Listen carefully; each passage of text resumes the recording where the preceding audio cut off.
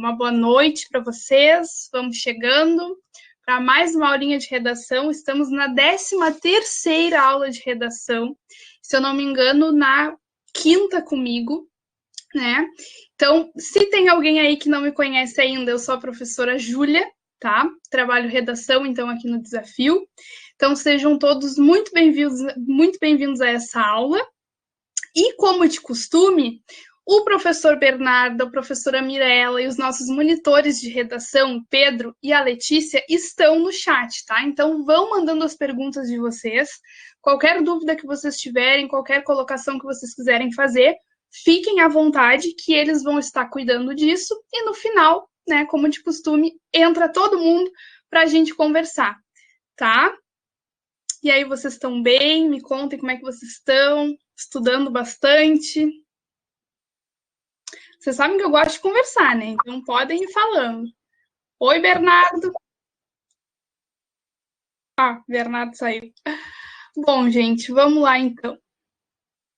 Hoje nós temos 2 assuntos para conversar na nossa aula, tá? Nós vamos falar sobre fuga do tema, então aquelas redações, né, em que a gente acaba viajando na maionese e acaba fugindo do tema, né, o mal que isso pode causar no nosso texto, e também vamos ter uns minutinhos falando de estratégias argumentativas, tá? Então, a nossa aula vai ser dividida em 2 momentos. Nós vamos falar também de estratégias argumentativas, apenas 2, tá? Porque, na verdade, a gente tem várias estratégias argumentativas, mas hoje eu separei 2 para a gente trabalhar, e posteriormente, em outras aulas, os outros professores vão trabalhar outras estratégias, tá? Bernardo, só tinha testado o áudio, tá? Mas pode falar também, pode ficar à vontade, se quiser falar, pode falar. Vamos começar, então. Eu vou começar. Oi, Luísa, boa noite. Trazendo para vocês alguns dados, tá? Do ano de 2017. Que várias redações foram zeradas. E como eu não quero que isso aconteça com vocês, isso não vai acontecer com vocês, porque vocês estão aqui estudando para que isso não aconteça, eu trouxe esses dados para mostrar para vocês que é uma realidade, infelizmente. Infelizmente, a gente tem muitas redações zeradas e muitas delas são justamente pela fuga do tema, tá? Então, diz assim, ó, das mais de 4,7 milhões de redações corrigidas no Enem 2017, então é um dado um pouco antigo, né? 6,5 receberam nota 0, ou seja, cerca de 309 mil dos textos. Dentre os motivos, destacou-se o aumento de redações que fugiram ao tema. Em 2016, 0,79% delas apresentaram o problema. Então, a gente pensa, não, mas é impossível fugir do tema. Gente, não é. Então, essa aula é destinada justamente a isso, né? Como fazer para não fugir do tema? O que eu posso fazer aí? Então, eu trouxe algumas dicas para mostrar para vocês o que fazer para não fugir do tema. Então, para a gente compreender bem a proposta de redação, tá? E ainda tem mais um pouquinho, ó, desse texto. Ó. Além da fuga ao tema, 0,8% deixaram a prova em branco, 0,33% escreveram um texto insuficiente. O que isso significa? Menos de 7 linhas, tá? Então, menos de 7 linhas, a banca zera. 0,17% das redações tinham parte desconectada.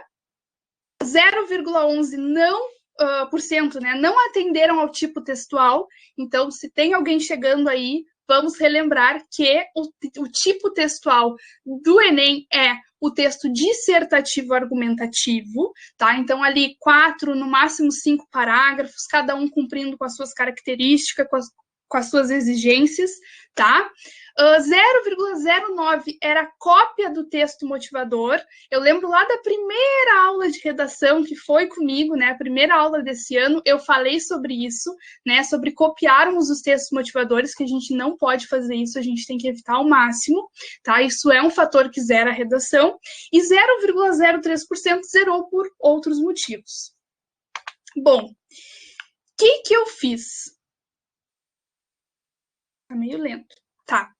Eu trouxe aqui alguns temas bem problemáticos para a gente tentar adivinhar quais são as palavras-chave. para entender esses temas. Mas antes disso, a gente tem que entender que existe uma diferença, tá, entre tangenciar e fugir do tema. Não sei se vocês já ouviram essa palavra, mas existe o tangenciamento, né? Algumas vezes a gente não foge totalmente daquela ideia central. A gente acaba desviando e voltando. E a gente tem aí um tangenciamento, tá? Então, o tangenciamento é quando a gente desvia um pouco daquele eixo principal, daquele eixo temático, como a gente trabalhou com a professora Mirella há umas aulas atrás, né? E ainda assim, a gente consegue voltar, né? A gente, digamos assim, a gente viaja, mas a gente volta, né? E fala um pouco, mas a gente fala sem um grande aprofundamento. A fuga, a fuga é quando a gente desvia totalmente, né, daquela temática exigida. E o que isso nos evidencia? Um problema na interpretação textual, né, gente? Quando a gente não consegue compreender aquela proposta, isso mostra que a gente precisa trabalhar a interpretação textual. Então, lá com o professor Rômulo, né, não sei se vocês têm acompanhado as aulas dele, mas ele trabalha bastante isso. E a interpretação textual é algo positivo para qualquer prova que vocês fizerem, inclusive outras matérias dentro do próprio Enem. Então, vocês vão precisar muito da interpretação textual lá na prova de matemática, na prova de física, vocês vão precisar da interpretação textual na prova de linguagens, obviamente, de história, de geografia.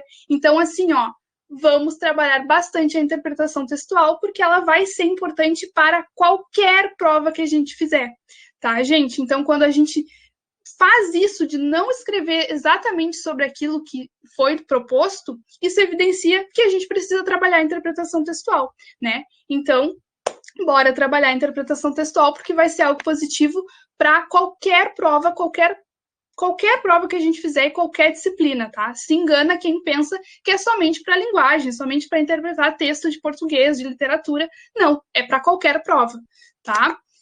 Então, eu não sei se está demorando para... agora foi, mas aqui está demorando um pouco para passar. Bom, como vocês sabem, né, quem está acompanhando desde o começo, eu sempre falo das competências de avaliação, né? Os nossos textos, eles passam por 5 competências. Então, vai ser avaliado de acordo com 5 critérios. E a competência número 2, que eu já falei também algumas vezes para vocês, eu sou bem chata mesmo, eu fico, né, batendo na tecla, porque eu acho que isso é importante, tá? A competência número 2, ela vai avaliar justamente isso. Se a gente compreendeu a proposta de redação. Então, se a gente tangenciar, de qual competência a gente vai ser descontado? Da competência número 2.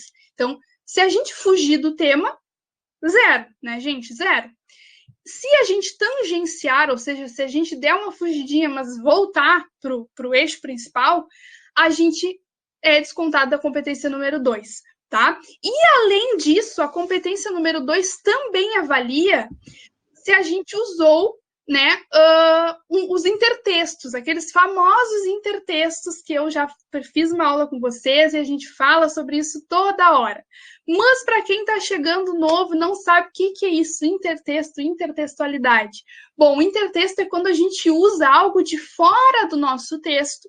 Então, quando a gente usa, por exemplo, um filme, uma série, não sei se alguns eu sei que estavam, né, naquela aula que eu trouxe algumas músicas, que eu trouxe rap, para a gente ver que a gente pode colocar no nosso texto sem problema nenhum. Ao contrário, é bom que se faça isso, a gente precisa fazer isso para ter uma nota boa, né, na competência número 2. Então, a gente pode usar uma citação filosófica, mas a gente também pode utilizar uma música que a gente gosta de ouvir no dia a dia.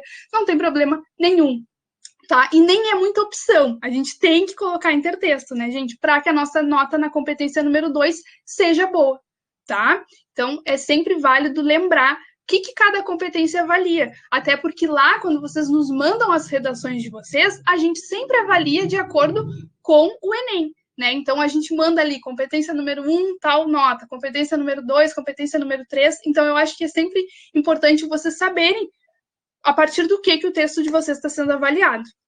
Certo? Vou tomar uma aguinha, né? Então, para isso, para que a gente não fuja do tema, para que a gente consiga compreender a proposta, a gente precisa se atentar às palavras-chave, tá? Presentes lá na nossa proposta de redação. O que eu fiz aqui? Eu achei hoje de tarde, eu separei para vocês o meu caderno de quando eu fiz o Enem. É recente, né, gente? Porque eu sou novinha mesmo. Então, eu fiz o Enem valendo em 2018, tá? E eu trouxe aqui para vocês, como eu fiz lá na primeira aula também. Lá na primeira aula, a Mirella já vai se pronunciar, ó. A Mirella já tá digitando. Não quero nem falar sobre isso. Bom, eu trouxe aqui para vocês, por quê? Porque eu sei que quando a gente vai fazer o Enem pela primeira vez, a gente está super nervoso, a gente não sabe, né, onde é que está a proposta de redação, como assim, o que que eu faço, o que que eu não faço. Então, eu trouxe para aquelas pessoas, para mostrar para aquelas pessoas que nunca fizeram. Eu não sei se vocês que estão aqui, eu não conheço vocês muito bem, eu não sei se todos vocês já fizeram o Enem alguma vez. Me comentem aí, vocês, se alguém nunca fez o Enem, vai fazer pela primeira vez. Porque eu, por exemplo, fiz de teste, né? Eu fiz de teste no primeiro ano do ensino médio, no segundo ano do ensino médio e no terceiro ano eu fiz valendo. Mas eu fiz justamente para não chegar lá e me desesperar, né? Tipo, não saber nada. A Luísa fez ano passado, foi triste. Entendo. Ó, a Tânia vai pela primeira vez, a Yasmin também. Desesperador. Ai, Luísa, coitada. Espero que esse ano não seja, tá? Esse ano não, né? Ano que vem. Mas que esse Enem seja bem melhor para ti. Ó, então já vi que tem algumas pessoas que vão fazer pela primeira vez, então acho que o que eu vou falar aqui vai ser importante. A da Mirella, a primeira vez já foi valendo. Corajosa. Eu não me arrisquei, eu fiz antes. No segundo ano do ensino médio, eu não tava afim de ir, sabe? Eu pensei, não, já fiz de teste, já sei como é que é. Mas meu pai, né? Meu pai, não, vai sim. E eu fui. Foi bom. A Natália fez ano passado. A Mirella não deu medicina. Ai. Tá. Então, o que que acontece? Antes, a proposta de redação, ela vinha na primeira folha. Agora, ela não vem mais na primeira folha. Então, às vezes a gente pode pegar e se desesperar. Não, mas moço, chamar o moço, mas não tem aqui a proposta de redação. Gente, calmem, tá? Agora é lá no meio da prova. É depois das 45 questões de linguagens. Então, vocês podem ficar tranquilos que o tema tá lá, tá? É só procurar lá no meio da tua prova, tá? Tem ali, então, a proposta de redação. Mas antes da proposta, a gente também tem textos motivadores, que são aqueles textos que vão nos levar a entender aquela proposta, a entender sobre o que está sendo falado, o que está sendo pedido. Então, eu considero de extrema importância que vocês leiam os textos motivadores, tá? Geralmente, assim, ó, de 3 a 5. Né? E sempre vem assim alguma porcentagem, algum gráfico para ser analisado, tá? Então, leiam os textos motivadores, gente. Leiam os textos motivadores. Agora eu vou mostrar rapidinho para vocês o meu rascunho. Só para vocês terem uma noção. Olha isso. Não sei se está dando para ver. Mas assim, gente, eu simplesmente escrevia tudo que vinha na cabeça e depois eu ia, sabe, riscando, não, isso aqui não tem nada a ver, isso aqui, viajei, não tem nada a ver, isso aqui vai para a conclusão, isso aqui vai para o desenvolvimento, mas eu sempre fiz isso, assim, de escrever tudo que vinha na cabeça, sabe? Até esses dias a gente estava conversando, eu, o Bernardo e a Mirella, sobre ler para vocês os textos, né? Porque eu e o Bernardo faz menos tempo, a Mirella já faz mais tempo que ela fez o Enem, mas eu e o Bernardo não faz tanto tempo assim, né? Então, se vocês quiserem que a gente leia os textos, comentem aqui. Brincadeira, tá? Mas vamos seguir, então, a nossa aula. A Mirella quer. Mas não foi uma redação nota 1000, gente. Eu acho que se eu escrevesse hoje, eu teria escrito melhor. O Pedro também quer. Que vergonha, o que eu fui inventar? Outro dia, então, quando vê a gente ler os nossos textos. Hoje tá tudo riscado, não sei, nem entendo o que tá escrito ali. Bom, então eu trouxe pra gente temas que foram problemáticos, tá? Que teve bastante gente zerando, porque não conseguiu entender com exatidão o que aquele tema estava pedindo. Tá? Então, em 2013, um tema já bem antiguinho, tá? Que foi os efeitos, o tema era efeitos da implantação da lei seca no Brasil. E eu quero que vocês pensem aí, lendo este enunciado, efeitos da implantação da lei seca no Brasil. Para vocês, Qual é a palavra-chave? Quero saber. Qual é a palavra-chave? Efeitos da implantação da lei seca no Brasil. Porque a gente pensa, né? Bom, é um tema, é um enunciado curto. Então, tudo ali é importante. Sim, tudo é importante. Mas tem uma palavrinha que é a palavra-chave. Efeitos, implantação, efeitos. Vamos ver. Sim, muito bem, Vitória e Emily, sim, tá? A palavra é. Ai, Luísa também não tinha visto, desculpa. Efeitos, tá? Por que é a palavra efeitos? Porque o que nos interessava era saber o que a lei seca, tá? O que a implantação da lei seca gera, né? Impacta na sociedade, tá? Então não bastava a gente só falar, conceituar a lei seca, falar da lei seca no Brasil, falar da lei seca em outros países. Não, a gente podia fazer isso? Claro, podia, né? Porque a gente tem ali 4 parágrafos para falar sobre isso. Então, a gente podia conceituar, a gente podia falar as causas, mas o principal eram os efeitos, tá? O que isso gera na sociedade. E a gente sempre tem que pensar na sociedade como um todo, né? Nunca pensar em apenas um grupo social, mas pensar em todos os grupos que são atingidos por esse problema. Então, quando a gente fala, né, da implantação da lei seca, a gente não está falando somente dos condutores que bebem e tudo mais, mas a gente também está falando das pessoas que sofrem com isso. Então, ali gerou um acidente, né, e a pessoa que não tinha nada a ver com aquilo foi afetada. Então, quando a gente pensa em sociedade, a gente sempre tem que pensar em quais grupos que vão ser atingidos por aquele problema social, tá, gente? Então, na verdade, a palavra-chave era efeitos. A gente não poderia escrever esse texto sem falar, em algum momento, o que isso gera, quais são as consequências, tá?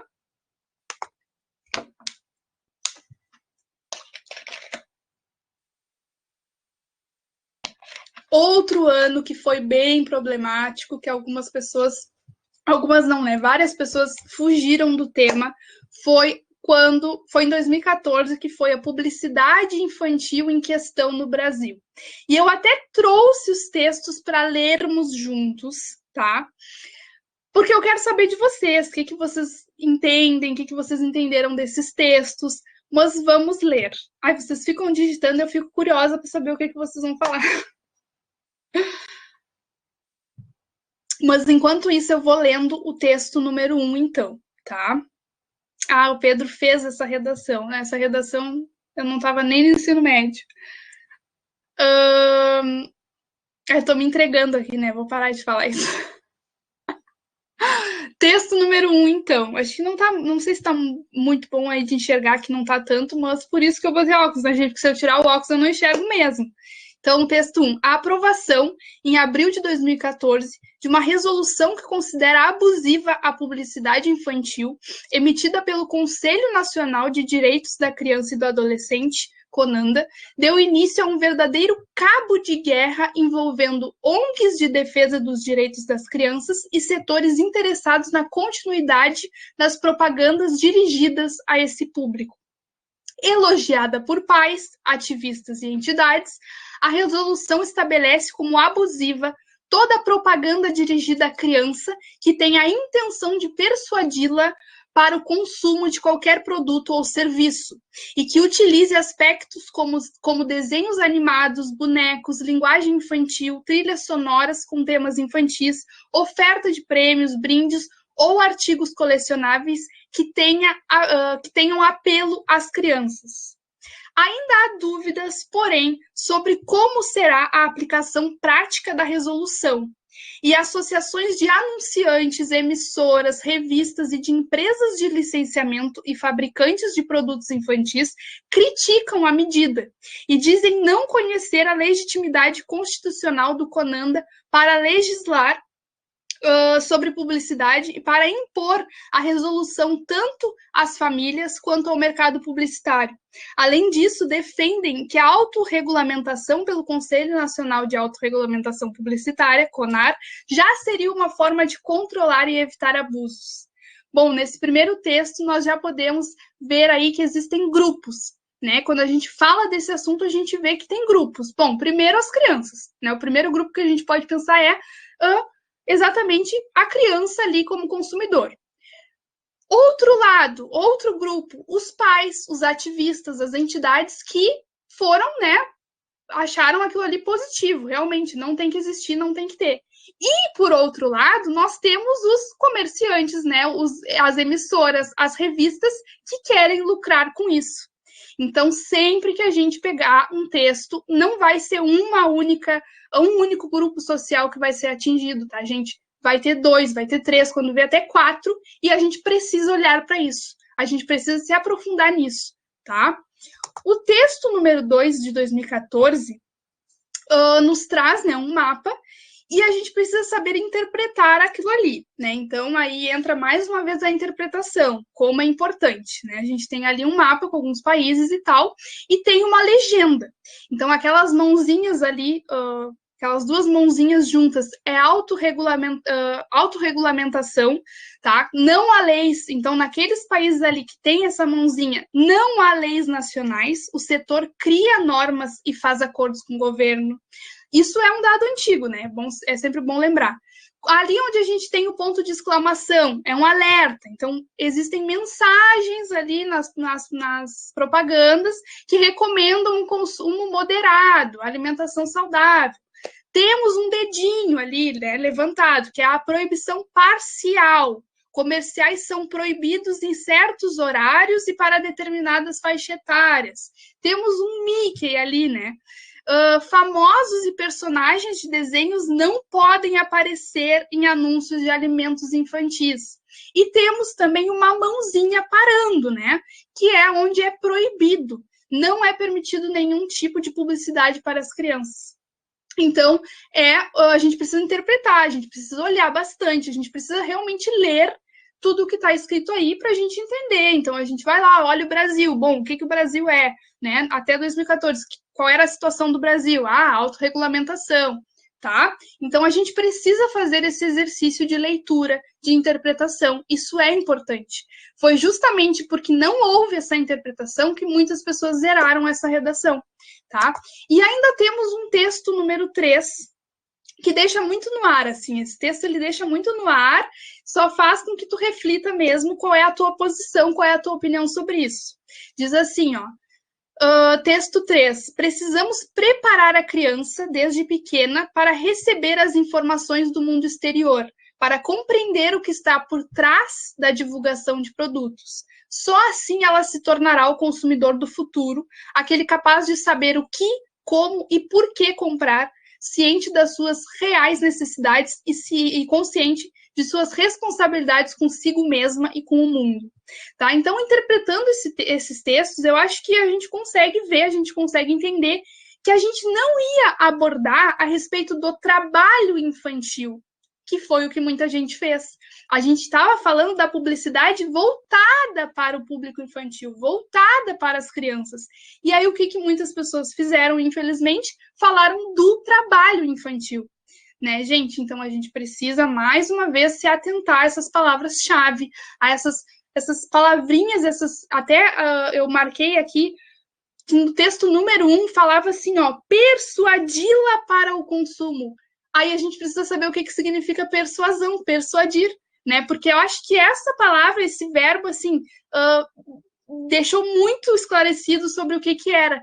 Mas quando a gente não tem esse conhecimento, pode nos confundir, tá? Então, isso tudo, e falei isso tudo para dizer o quê? Leiam bastante, interpretem bastante, façam esse exercício de interpretação. Porque às vezes a gente acha que isso está muito longe da gente, muito distante, mas eu particularmente já conheci pessoas que zeraram a redação por isso, né, gente? Óbvio que eu não vou expor ninguém aqui, mas eu já li um texto que, infelizmente, estava zerado. Por isso, né? Porque fugiu do eixo temático, fugiu daquele centro ali, daquele tema principal. Vocês estão tomando água direitinho? Tem que tomar água, gente, não esqueça.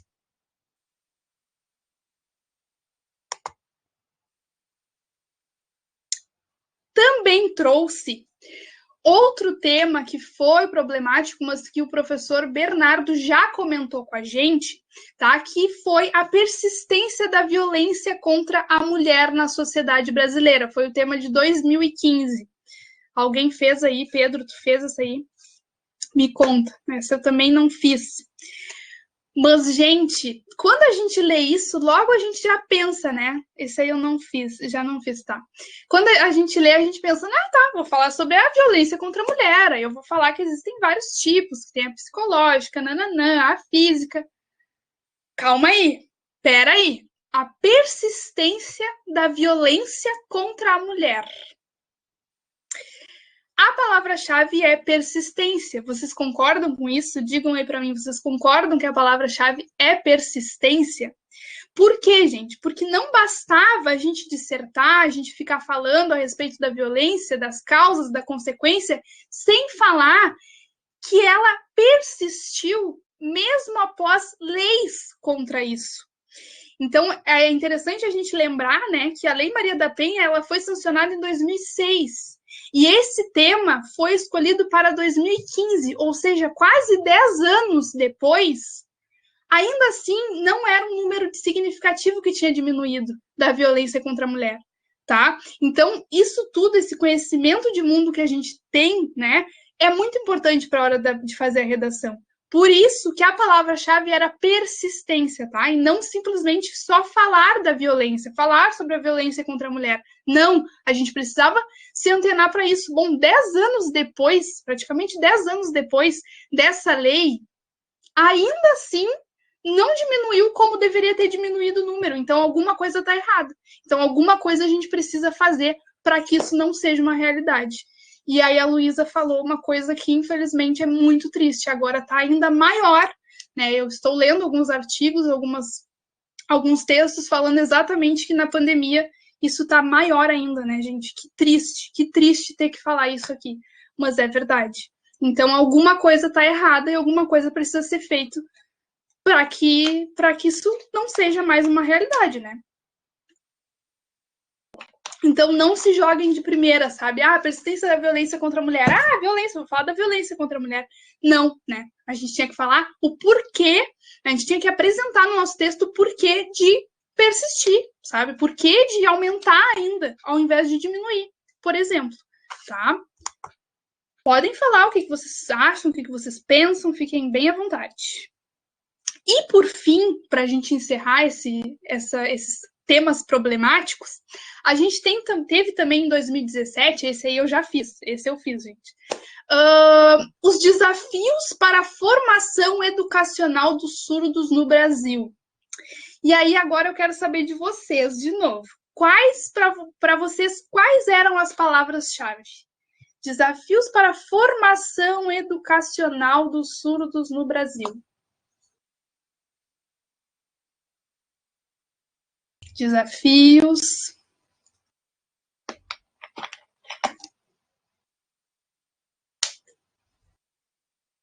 Desafios para a formação.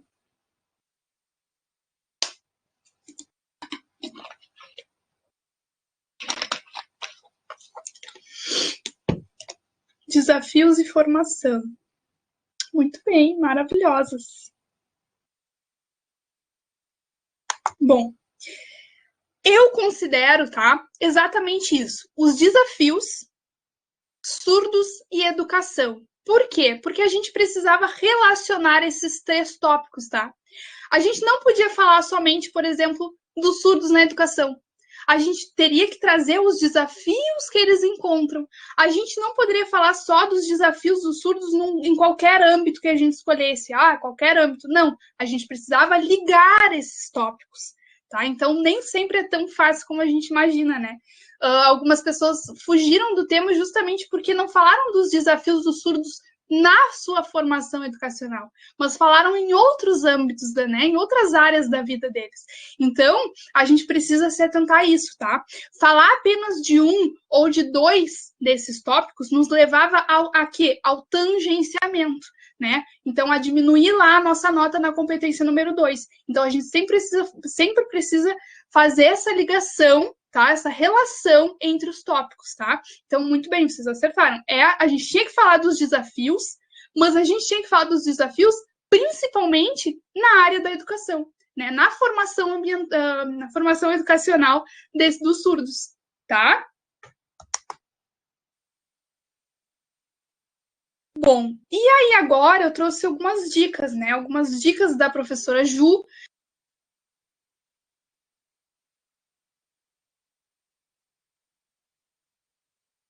Eu acho que eu desliguei o microfone sem querer. Ai, gente, computador diferente é muito estranho, tá? Então eu trouxe aqui algumas dicas para vocês não fugirem do tema, tá? O que a gente tem que fazer, principalmente para não fugir do tema? Bom, primeiramente, ler os textos motivadores mais de uma vez. Eu sei, gente, que vocês vão dizer assim, mas eu não tenho tempo para isso, porque não dá, a gente tem muita questão. Mas assim, ó, vamos exercitar isso até o dia do Enem, de ler com mais rapidez, quem sabe, com mais habilidade, porque ler uma vez só é perigoso. Eu sempre aconselho que vocês leiam mais de uma vez, tá? E aí, outra dica, que vocês leiam a primeira vez sem fazer marcações, tá? Só leiam com atenção cada um desses textos para compreender, né? Para compreender qual é a ideia desses textos. Depois, sim, né? A dica número 3 é que vocês leiam pela segunda vez, fazendo marcações em palavras-chave. Então, se vocês pegarem aqui, vocês vão ver que tá tudo riscado, tudo rabiscado, porque para mim tudo é palavra-chave, né? Para mim tudo é importante. Mas, enfim, gente, é ideal que a gente leia depois da segunda vez, marcando, sabe? Ah, eu achei isso aqui interessante, eu posso parafrasear isso aqui, quem sabe, né? Falar com as minhas palavras. Bah, essa palavra aqui eu acho que é importante. Então, a gente vai riscando na segunda vez que a gente lê, tá? Não sei como vocês costumam fazer os textos de vocês, mas mais uma vez vou dizer como eu fazia e dava super certo, assim, né? Eu pegava, eu lia, marcava, fazia essas marcações e depois escrevia tudo que vinha na cabeça. Escrevia, já escrevia o que eu achava que era intertexto, já escrevia a conclusão, mais ou menos, assim, o que fazer, como fazer, quem vai se beneficiar, e depois eu ia riscando, sabe? Eu lia aquilo ali, aquele rascunho, e pensava, não, nada a ver isso aqui. Aí eu ia lá e excluía, riscava aquilo ali, né? E assim a gente vai construindo o nosso texto. Então, é algo muito particular também. Eu sei que cada um de vocês vai ter um método, vai ter uma forma de escrever, mas o importante é, escrevam, né? O importante é aquilo que a gente sempre fala para vocês, escrevam. Essa semana a gente teve pouca redação, hein, gente? A gente ainda está esperando. Ainda estamos esperando as redações passadas. Podem enviar.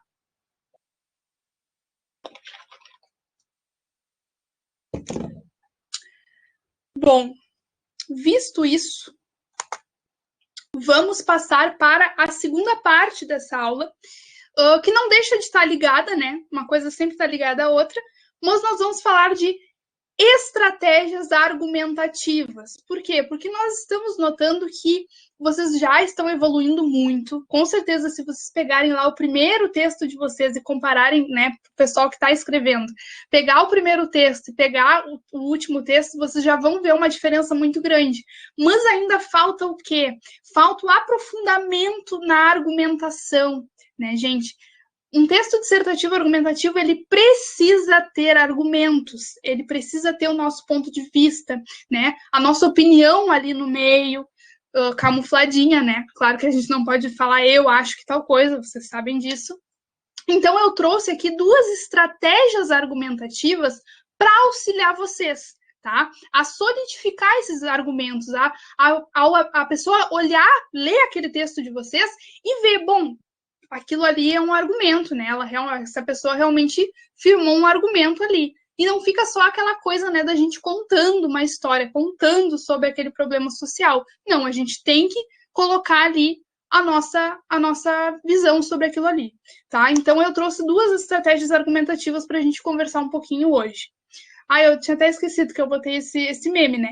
Então, você é bom para argumentar no Facebook? Conte-me como é escrever uma redação argumentativa. Não sei se vocês são desse time aí de ficar comentando, né? De ficar argumentando nos comentários do Facebook. Eu não sou, eu entro muito pouco no Facebook. Eu sou mais do Instagram mesmo. Mas a gente vê muito disso, né, gente? As pessoas comentando no Instagram. no Facebook, e aí chega na hora de fazer a redação, cadê a argumentação toda? Então, vamos usar os nossos argumentos na nossa redação, no nosso texto dissertativo argumentativo. Bom, a primeira estratégia argumentativa que eu quero conversar um pouquinho com vocês é o uso de dados estatísticos. Usar dados estatísticos para comprovar os nossos argumentos é algo muito positivo, tá? E eu trouxe, inclusive, um exemplo para vocês, tá? Mais uma vez, é um exemplo da persistência da violência contra a mulher na sociedade brasileira, tá? É um texto da Amanda Carvalho Maia Castro, e eu trouxe para a gente ver como a gente pode encaixar, né, no nosso texto como uma estratégia argumentativa, ou seja, a gente coloca aquele dado e coloca o nosso argumento, né, ali, porque aquele dado vai estar comprovando, vai estar solidificando aquilo que eu quero falar, tá? Então, eu vou ler rapidinho com vocês esse parágrafo. A violência contra a mulher no Brasil tem apresentado aumentos significativos nas últimas décadas. De acordo com o mapa da violência de 2012, o número de mortes por essa causa aumentou em 230% no período de 1980 a 2010. Além da física, o balanço de 2014 relatou cerca de 48% de outros tipos de violência contra a mulher, dentre essas a psicológica. Nesse âmbito, pode-se analisar que essa problemática persiste por ter raízes históricas e ideológicas. Então, essa menina, essa pessoa, a Amanda, usou esses dados, indicando sempre a fonte, né, gente? A gente tem que indicar a fonte de onde saiu esse dado, tá? Para comprovar ali o que ela quer falar. Então, a partir daquele dado, ela vai começar a falar sobre os argumentos dela. A Yasmin perguntou, né? Esses dados têm nos textos motivadores? Às vezes tem, tá? Às vezes tem dados. Geralmente, na verdade, tem alguma porcentagem nos textos motivadores. Porém, a gente tem que tomar cuidado ao utilizá-los, tá? A gente não pode copiar, né? Lembrando que a gente não pode copiar os textos motivadores. Uma porcentagem, duas, até dá, mas a gente tem que cuidar para não copiar a frase inteira, assim, sabe? Ah, gostei dessa frase aqui, vou copiar. Tem que tomar cuidado.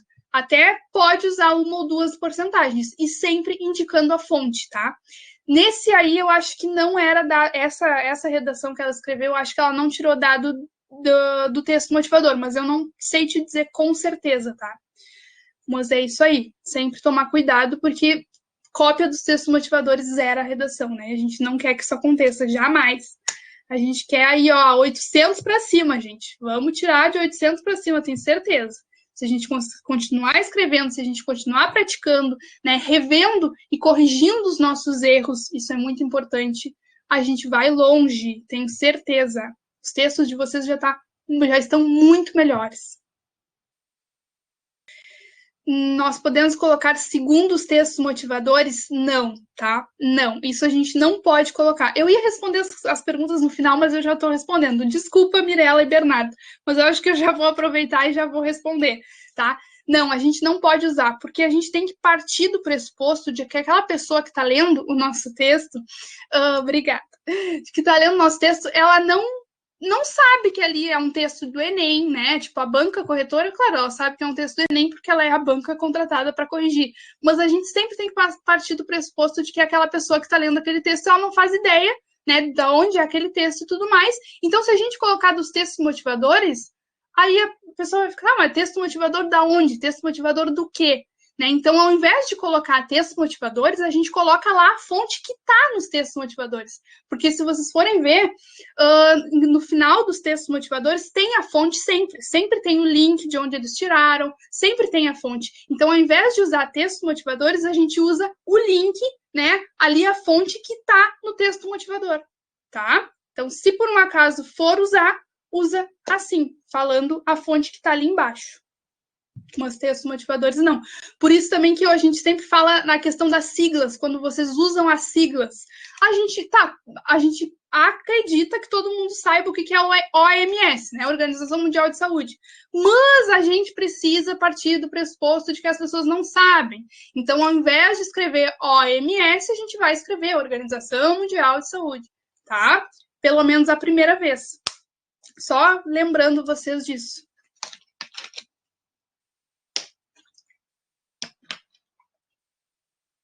Tenho medo de usar algum outro exemplo e estar errado.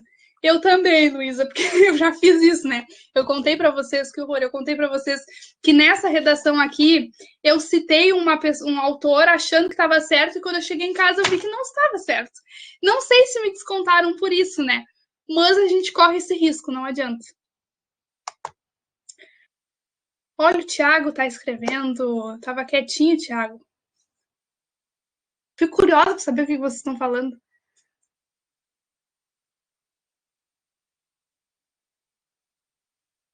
Mas citação indireta é sempre uma boa, é verdade. Ao invés de citar exatamente, né, o que a pessoa está falando, porque às vezes a gente pode se confundir, pode, sei lá, dar um branco, sei lá.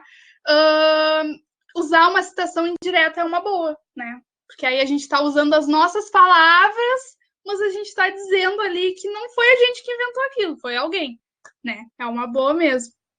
Tá, vou seguir, vou parar de conversa e vou seguir. A segunda estratégia argumentativa que eu trouxe, gente, é a alusão histórica. A alusão histórica é riquíssima, é ótima de ser usada, tá? Porque é quando a gente faz, então, referência, quando a gente traz, né, algum período da história. Não necessariamente do nosso país, pode ser de algum outro país também, de alguma outra região, e a gente traz para o nosso texto para comprovar, né, o nosso argumento, para nos ajudar ali na hora da argumentação.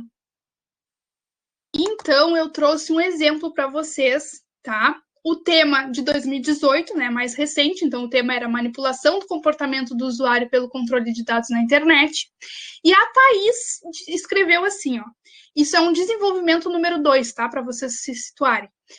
Cabe mencionar, em segundo plano, quais os interesses atendidos por tal controle de dados. Essa questão ocorre devido ao capitalismo, modelo econômico vigente desde o fim da Guerra Fria, em 1991, o qual estimula o consumo em massa.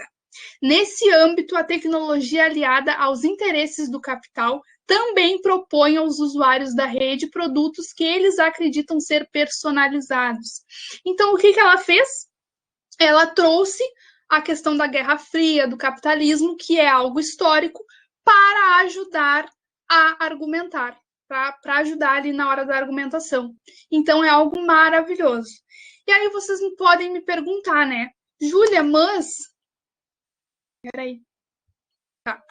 Vocês podem me perguntar, né? Tá, mas isso não é intertexto? Usar uma alusão histórica, usar, né, algum dado não é um intertexto, como a gente já viu várias vezes? Também é.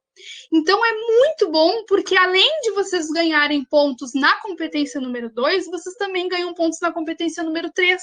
Então, as estratégias argumentativas estão totalmente ligadas aos intertextos, tá? As estratégias argumentativas não deixam de ser intertextos. Então, a gente pode, com certeza, garantir uma baita nota na competência número 2 e na competência número 3, usando isso. Usando os intertextos, usando essas estratégias argumentativas, tá, gente? Então, vamos usar. Não tenham medo de usar, sabe? De usar alguma coisa de fora para enriquecer o texto de vocês. Só tende a enriquecer o texto de vocês, desde que vocês saibam como colocar ali na frase, que é o que a gente nota, assim, às vezes que a gente não sabe colocar na frase, né? A gente até tem a ideia, mas a gente não sabe como colocar na frase. Mas isso tudo é questão de prática, é questão de baixar a cabeça e escrever. Bom, não deu dessa forma, não ficou legal, muda, escreve de outra forma, coloca antes, coloca depois, não sei, sabe? Mas é um exercício, né? Não adianta, é o exercício mesmo que vai nos levar a tirar uma boa nota, a escrever uma boa redação. E a gente já falou para vocês, né? A gente quer de 800 para cima, a gente quer ter alguém aí que vai tirar uma nota 1000 esse ano, hein? Esse ano não, ano que vem. Eu ainda tô no esse ano, não é esse ano. Tá, gente? Então, a professora Mirella e o professor Bernardo, e também o Pedro, se quiser, já pode ir entrando. Enquanto isso, vou dizer para vocês que o tema dessa semana é livre, né? Para alguns isso é bom, para alguns isso é ruim, mas a gente combinou, né, que seria uma semana sim, uma semana não. Então, uma semana a gente ia falar o tema para vocês e na outra semana seria livre. Para os que não estavam semana passada, nós fizemos um debate, tá, sobre preconceito linguístico. com a participação, inclusive, do nosso monitor Bernardo. Foi muito legal. Então, espero que... O monitor era o Pedro. Oi? O monitor é o Pedro. Eu falei... O Bernardo. Ai, tá, gente, eu assim, ó, Bernardo, Bruno, Rômulo, Lucas e Pedro, eu confundo. Tá, o Pedro, a gente teve a participação do Pedro, foi muito bom, então quem não estava, depois veja lá, acompanhe no YouTube, porque, tava muito legal. Então, foi sobre preconceito linguístico, tá? Então, quem ainda não escreveu, que foram poucas redações essa semana, vai lá e escreve. Um nome tem tudo a ver com o outro. Claro que tem. Bernardo, Bruno, Pedro, Lucas. Olha, o nome do meu irmão é Pedro, né? Então as pessoas... Eu tô acostumada a ser confundido com Pedro. Se as pessoas me chamarem de Pedro, eu olho, né? Que pecado. Eu tenho 2 irmãs, né? E eu, assim, ó, meu nome dentro de casa não é Júlia, gente. Meu nome dentro de casa é Flávia e Natália. Júlia não sai. Não sai. Claro. Minha mãe não me chama de Júlia. Ainda mais sendo irmã mais nova. Tu é a irmã mais nova? Tô. Claro. Não passa. Até eu, sabe? Eu chamo elas duas, eu confundo de vez em quando, não adianta. Fazer o quê? É muita coisa pra pensar. Ué. Vamos ver. Eu corrigi essa redação. Eu mando pra ti. Eu tenho ela aqui corrigida. Tem guardadinha aqui no caderno. Acho que foi o Thiago mandou várias, assim, né? Ele mandou várias. Eu corrigi essa redação. Peço desculpas por não ter mandado, mas eu tenho ela corrigida aqui. Só tem que passar ela digitada. Gente, se alguém mais, por algum acaso, tem uma redação assim que foi esquecida, porque como nós somos 4, agora 5, né? Com acesso ao e-mail, às vezes alguém abre sem querer, e aí aquela redação fica atrás. Então, se Tá passar aqui, uma semana e ninguém respondeu... Tá toda a correção da redação do Thiago aqui no meu caderno. Tá, Vitória. Tá bom, hoje... Então, gente, e tem uma da Tânia, que eu corrigi ontem, e que falta mandar, que é da Caminhos para... Aquele tema da alfabetização. Uhum. Tem que mandar ainda hoje. Bom, eu tenho Acho que a Vitória foi com o Pedro, né? Acho que a Vitória mandou pro Pedro. A gente não conta quem corrige. Ai, que pecado! Ah, não, porque a gente tá dividindo. Mas nem sempre é a mesma pessoa. A gente tem trocado. Talvez vocês até percebam que a gente andou trocando quem corrige as redações. Bom, gente, agora além do Pedro, nós temos também a Letícia, tá? Eu não sei se a Letícia tá aí. Tá aí sim. Tá ali, ó. Letícia Redação. Tá? A Letícia vai estar sendo monitora junto com o Pedro. Então, vocês podem escolher. Se vocês quiserem alguma aula de monitoria, né? Um auxílio, uma aula de apoio, vocês podem mandar e-mail tanto para o Pedro quanto para a Letícia, tá? Fiquem à vontade para escolher. Letícia, te apresenta aí, Letícia. Luísa, mas por que tu não consegue escrever, Luísa? Eu nem vi a mensagem. Não consigo escrever.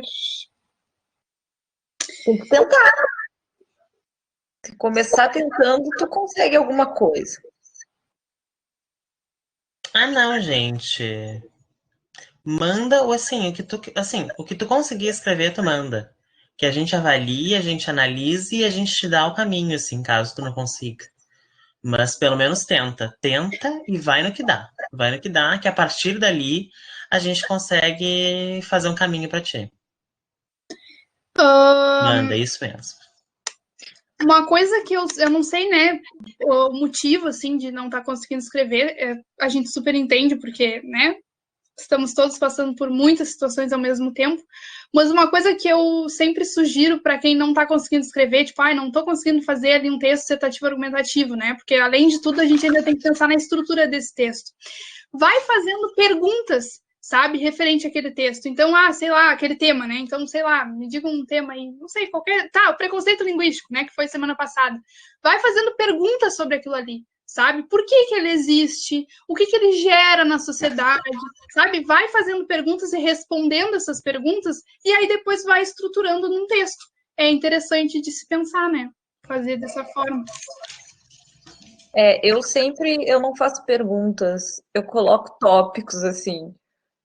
Qualquer tópico que me vem na cabeça sobre o tema, eu vou colocando, sabe? Também é uma opção. Aí daqui a pouco Fazer eu uma olho lista, e vejo fazer uma lista, né? o que se relaciona, né? Porque não é tudo que é tópico que tu vai botar dentro da tua redação. Daqui a Eu pouco aqui, eu tá escrevi botando tudo outra que veio na minha carga cabeça. ali. Tudo.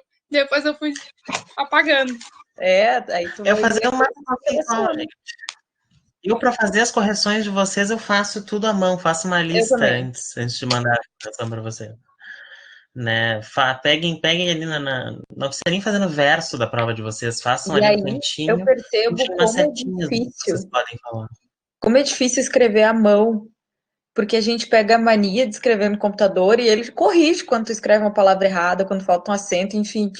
E aí a mão, eu fico assim, meu Deus, S, cedilha, tem acento, sabe? Pô, eu sou do português e eu fico assim, totalmente perdida, porque a falta de treino de escrever com a mão, entendeu? Então treine bastante, porque chega lá na hora, você não tem onde ver como é que é a palavra.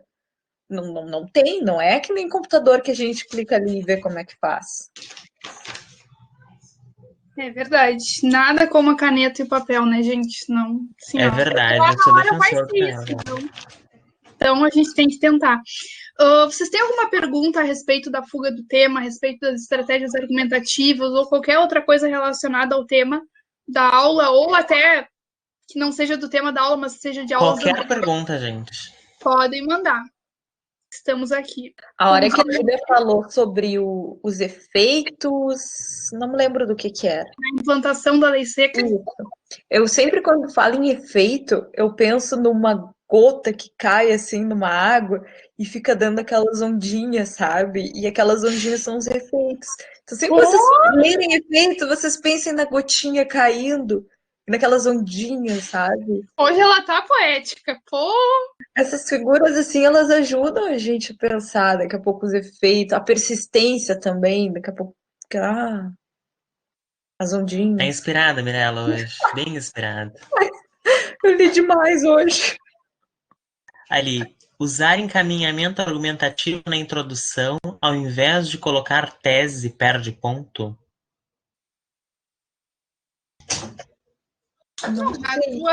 na tua introdução, tu precisa falar um pouquinho, né, brevemente, sobre os teus argumentos.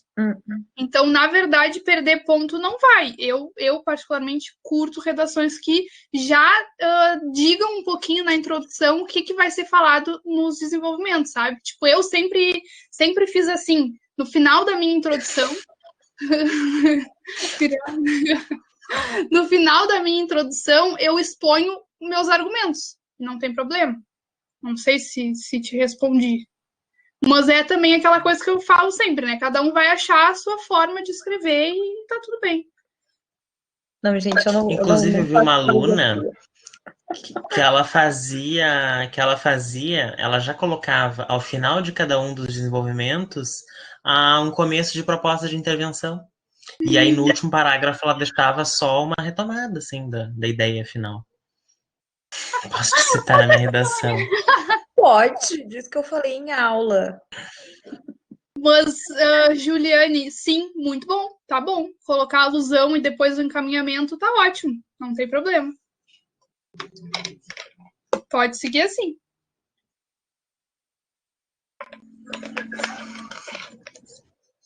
Posso te citar na minha redação, gente?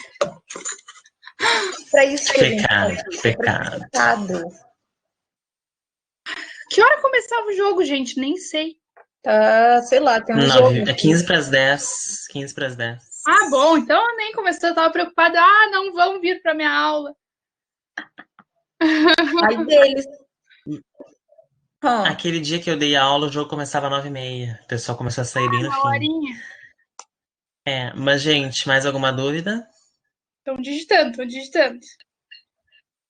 Falar do sanduíche do Bernardo. Tudo. Até que a gente não fala sanduíche, né? A do sanduíche é tudo. A famosa teoria do sanduíche. Ai, Tânia, que amor. Mas é válida, né? Tudo é válido. Ai, perfeito. A nossa aula é maravilhosa mesmo, né, gente? Não adianta. Não adianta escrever redação e falar de redação é sempre perfeito. É muito prazeroso. Só de pensar que é uma coisa para a vida Não, da mas gente. as pessoas mandaram pouquíssimas redações da semana. A gente teve É todo aquele verdade. trabalho de fazer aquele debate. Já que A Mirella é vocês assim, ó, estão. dá na lata. Não, gente, vão lá, assistam a aula, quem não assistiu, e mandem. Vocês podem me citar, dizerem Não que saiu ainda. a prof. Tá, Mirella. não saiu a. Ai, a coordenação Não nos saiu a cancelou. nossa aula ainda. Ainda não saiu, mas espero que até o fim dessa semana saia. Tanto a da semana passada como da semana retrasada. Aí vocês reassistem, né? E revisam, escrevam os dois últimos temas, tanto aquele dos jogos digitais como do preconceito linguístico, nos mandem. Fiquem à vontade. Essa semana a gente deixou para isso, para colocar em dia os conteúdos de vocês. Quem já tem todas direitinho, faz um tema novo que sentir vontade. Mas mandem sempre os textos explicativos, tá? Coletânea de textos explicativos. Não mandem só a redação pronta pra gente com um tema lá. A gente precisa conhecer o tema antes, viu, gente? Tá, nos mandem a Se vocês coletânea fugirem antes. do tema, a gente não vai saber.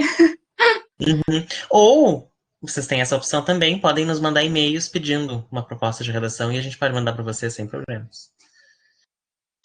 E mais uma vez, lembrando que vocês podem nos mandar sugestões de propostas para a gente debater, porque a gente está montando ainda nossas próximas aulas nem sei a partir de que mês.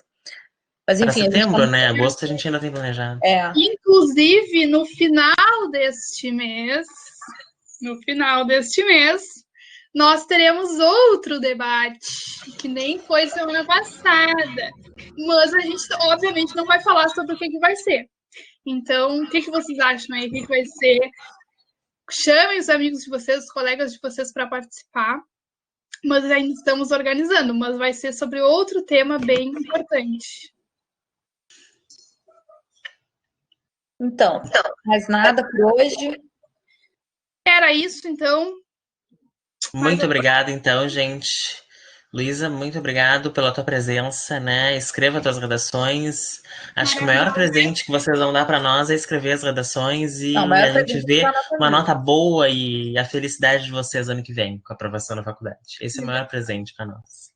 Muito obrigado, gente. Muito obrigada pela atenção, pela participação. Vocês são sempre maravilhosos. Eu desejo um bom resto de semana para vocês. Se cuidem. E qualquer coisa, nos mandem e-mail para o Pedro, para a Letícia. Sempre lembrando, tá? Pelo e-mail, gente, para ficar melhor para eles se organizarem, tá? Isso, podem marcar aulas com eles, inclusive. Esperamos você semana que vem. Prometo trazer mais filosofias para a gente pensar. Sempre. Dar os conceitos para a gente pensar, então.